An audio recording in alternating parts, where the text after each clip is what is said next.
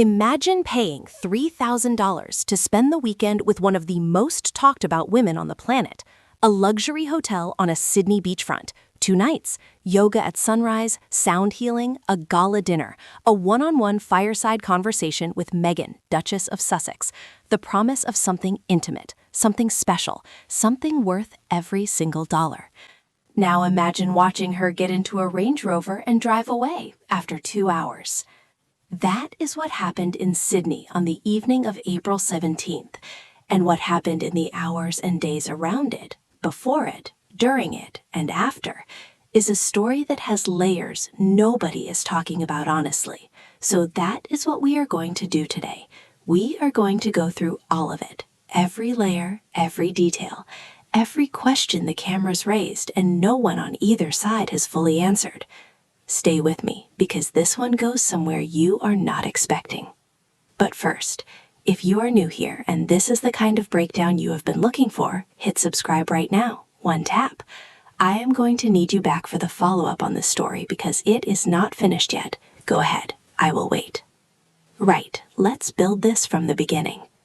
The Her Best Life retreat was announced in March 2026, a 3-day women's wellness experience at the Intercontinental Sydney Coogee Beach, one of the most beautiful coastal locations in Australia. 5 stars, oceanfront, the kind of place that costs a small fortune just to stay in as a regular guest.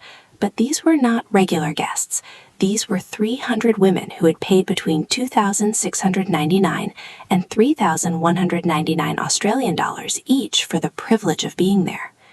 The standard ticket came with twin-share accommodation, access to all activities, and the headline, the reason anyone was reaching for their credit card, an in-person conversation with Meghan, Duchess of Sussex. The VIP package at $3,199 added something extra, a solo room, front row seating, and a group photograph with Meghan herself. For many of the women who bought that ticket, that photograph was the whole point. Now here's where it gets interesting, and I want you to keep something in the back of your mind as we go through this, because this story has a before, a during, and an after, and the before matters just as much as the 2 hours themselves. The retreat was organized by 2 Australian women, Gemma O'Neill, a talent manager and podcast host, and Jackie O. Henderson, one of Australia's most famous radio personalities. Together, they run something called Her Best Life, a podcast and now an events business built around women's empowerment and inspiration. It is a genuine enterprise with a genuine community behind it, and landing Meghan as their headline guest was by any measure a significant coup. But here's what was happening in the background of all that excitement. We'll come back to this, just keep it in mind. The organizers announced the retreat on March 10th. By March 23rd, they were already telling people the ticket allocation was exhausted, sold out, every place taken, 300 women confirmed. And then on April 6th, 2 weeks after the sold-out announcement, a post appeared on the Her Best Life Instagram. Final last-minute availability, it read. A handful of additional rooms have just been released due to movement. Movement. That is a very specific word, and that word sparked an entire discussion online, because if the event truly sold out on March 23rd, movement implies cancellations. People who had paid changed their minds and backed out. And if you need to announce final availability 11 days before the event that was already reportedly sold out, then something is worth examining. We will come back to that too, because there is more. The retreat was generating enormous attention. That is not in question. Social media was full of women who had managed to get tickets, barely containing their excitement. One wrote that she was still pinching herself. Another said it was a once-in-a-lifetime experience she could not believe she was getting to attend. A third said she had gone VIP so her table would get a group photo with Meghan, and she was counting down the days. These are real people who paid real money with real anticipation, and that matters. Hold on to it. But here is what was also happening in the background that the excitement was drowning out. The woman co-organizing this retreat, Gemma O'Neill, had a talent management company that went into voluntary liquidation in November 2025. The company owed over $543,000 to the Australian Tax Office. According to documents filed with administrators, Gemma had informed them she could not make any repayment contributions. She cited no personal savings and limited income. She had also reportedly been unable to refinance her Sydney apartment. Now, none of that necessarily means the retreat was in trouble. Gemma was operating the retreat through a different company, Besties Australia, registered separately from the agency that collapsed, and representatives for Meghan confirmed she remained committed to appearing. The show, as far as anyone could tell, was going on. But someone noticed the timeline. The agency collapsed in November. The creditor's report landed in February.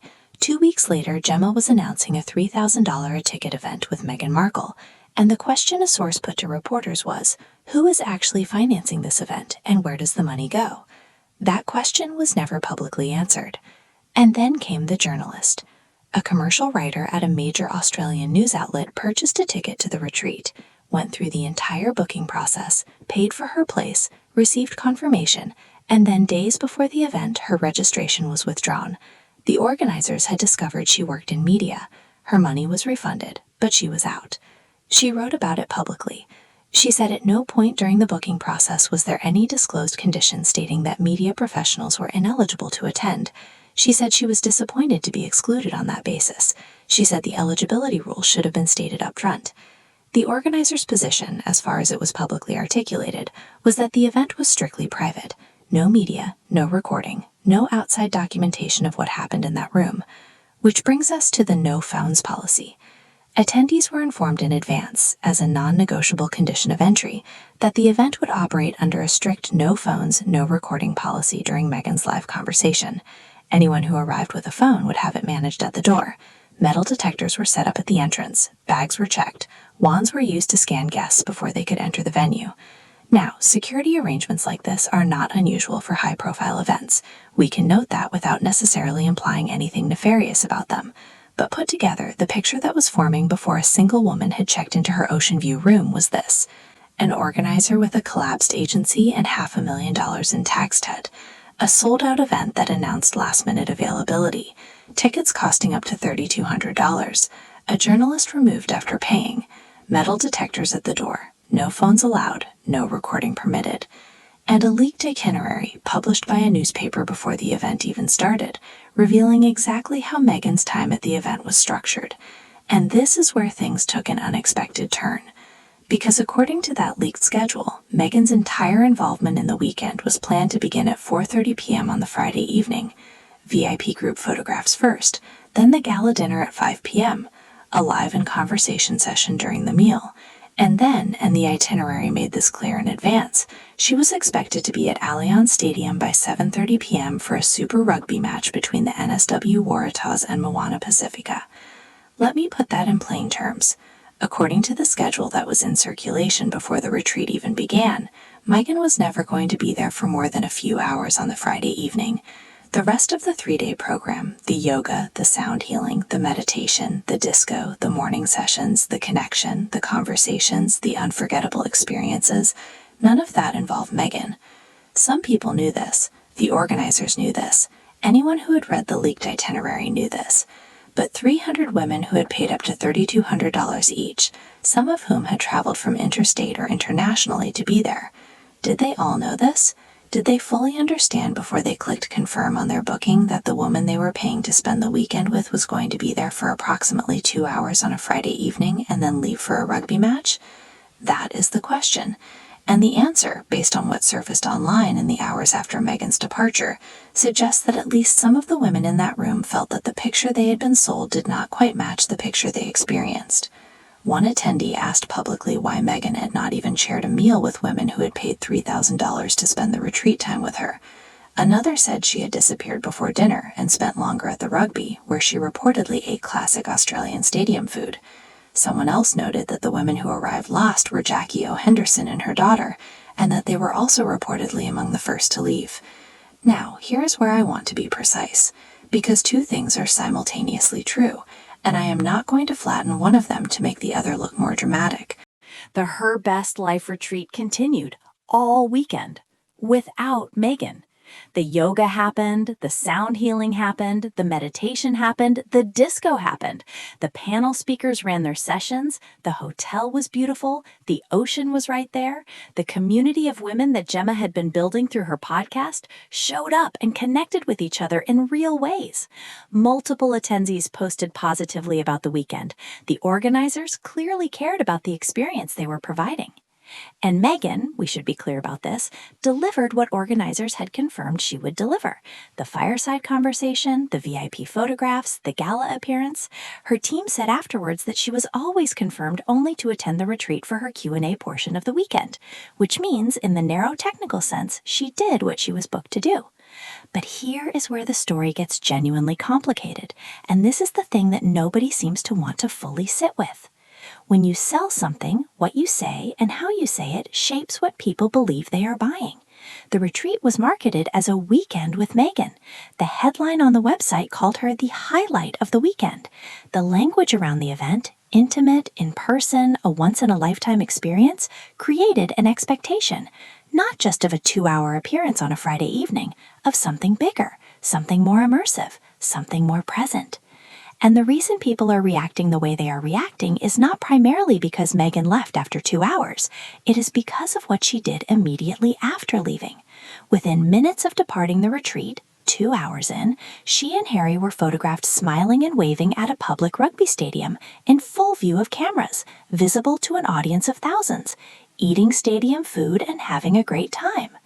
The contrast between the tightly controlled, no phones, strictly partly Vedic where 300 women paid thousands of dollars for limited access, and the public, photographed, totally unrestricted appearance at a rugby match immediately after is what created the story, not the departure itself, the sequence.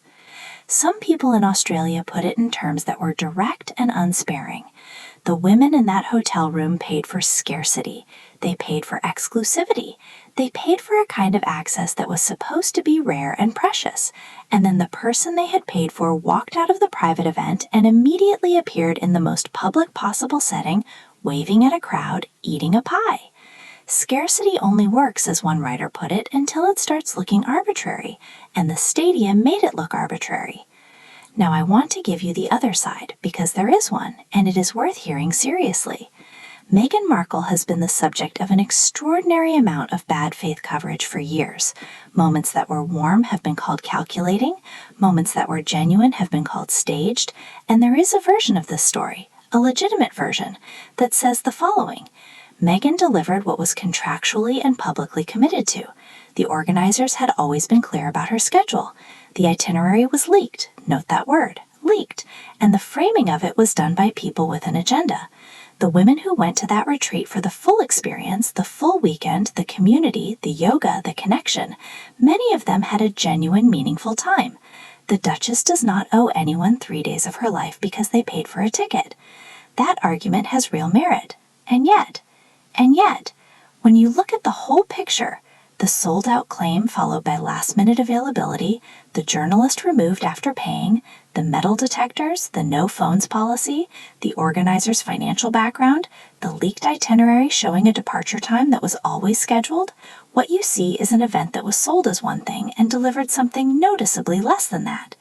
And Meghan's brand, the entire foundation of what she has been building since 2020, is built on a specific promise, the promise of authenticity, the promise that what you get when you engage with her is real, that the warmth is genuine, that the connection is meaningful, that when you are in her orbit, something true happens.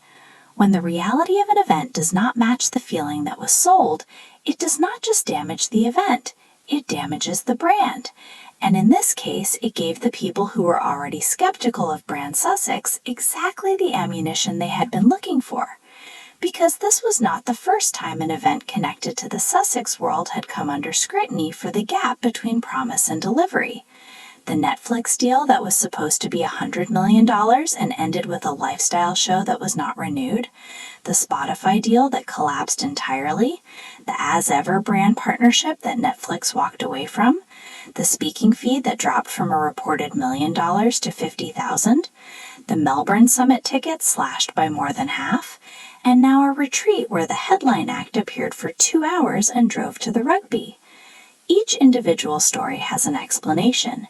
Each one can be defended on its own terms, but the pattern they form together, when you lay them all side by side, is the story of a brand that keeps promising something premium and keeps delivering something that, for at least some of the people paying for it, feels like less than what was advertised. Is that fair to Meghan? Not entirely.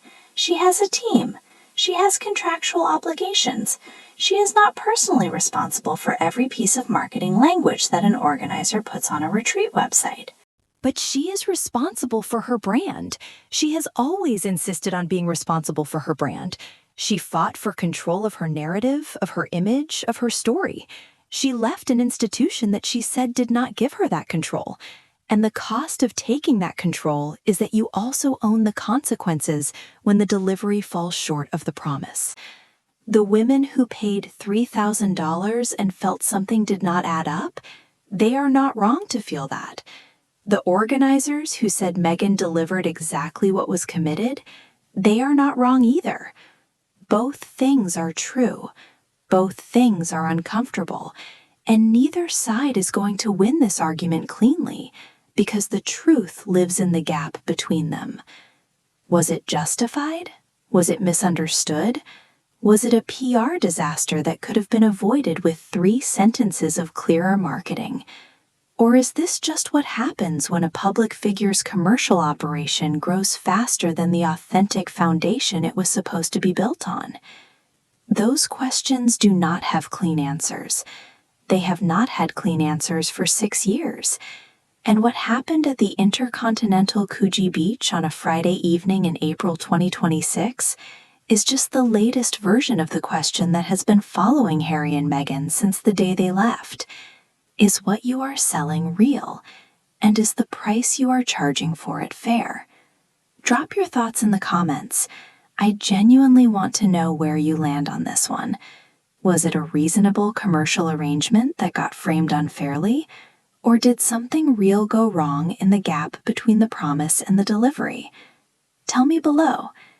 And if you want me to keep going with this, the full aftermath, the response from Meghan's team, and what it all means for the Sussex brand heading into the rest of 2026, subscribe and turn on notifications, because the next video on this story is already in progress. See you there!